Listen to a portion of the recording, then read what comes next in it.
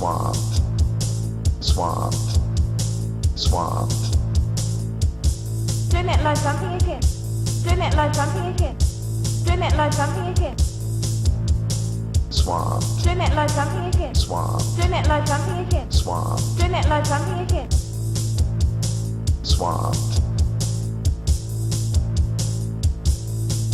I'm feeling swamped. Silver Eye, wasn't it? Silver Eye. Silver Eye. We're doing music, and now my latest adventure in pop culture is listening to the amazing new Goldfrapp album, Silver Eye, on Spotify. And what do you think of Silver Eye, Mr. Russ? Well, it's sort of, they seem to be doing alternate sort of dancey type albums, alternating them with some more folky acoustic albums, which the last album, Tales of Us, was. And this is sort of their dancey, glammy pop album in the sequence. So I was surprised to find that actually it's fairly mellow as well. I mean, after the first few tracks, which feature Sister Magic, which is, I guess, the latest single. I just saw the video on Rage last night, which is pretty good. And a pretty good song.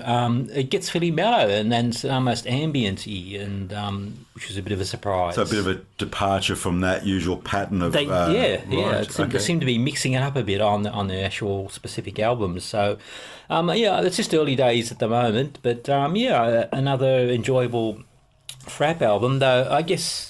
My main criticism is I just feel that Alison's vocals, they're not what they used to be. Less, I guess I'm always pining for, the sound of Felt Mountain. Right. And every album, usually there's at least one or two tracks that kind of embrace that. Hark back. Like on the last album, there's a song called Strangers. I think I speak for a lot of Goldfrapp fans. We do pine for the sound of Felt Mountain. Yeah. And occasionally we get that, sometimes we don't. But I think there's a couple of potential candidates on this album for Felt Mountainous.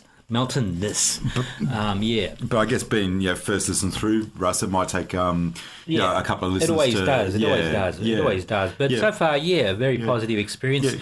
And I mentioned I'm listening to it on Spotify. Don't worry, I'm going to buy the album at some point, as is my want. I must have my own hard copy, and I'm going to get to it eventually. But for now, I'm just enjoying getting freebie treatment with Spotify. Well, that's sort of pretty much the way with most bands. I mean, it's really great. And my understanding is that after so much concern about what was going to happen to the music industry with things like Spotify and even preceding that with Napster and so forth, it's kind of interesting that, particularly LP sales, but just record sales in themselves have stabilised again. And my sense would be probably for the same reasons that you've just said, Russ, that, people will definitely, it's a really quick, easy, accessible way to, either discover new bands or get onto the latest recording of one of your favourite bands. But most people, if they really have enjoyed it, are probably still going to only too happily part with their hard-earned mullah to go and buy a copy of whatever it is. Well, hopefully I'm just simply an example of that, of that good citizenship, good consumer sort of citizen. Yeah, so and you've seen Goldfrapp live a couple of times? I've seen them a couple of times. Yeah, they're awesome. And really good, You bet. Absolutely. I remember seeing them at the Prince of Wales. Would have been on the Black Cherry tour, first time they came out. Alison had a sort of a theremin, one of those funny sort of... And it's kind of it has sort of phallic shape. She was calling it her cock. I'm going to play my cock now. She's a raunchy girl, that Alison Goldfrapp. And she only just recently turned 50, by the way. I think just last year. So, which is pause for thought. Yeah, it's kind of crept up as it does for all of us. Yes, it does. So, yes, you're getting old now, girl.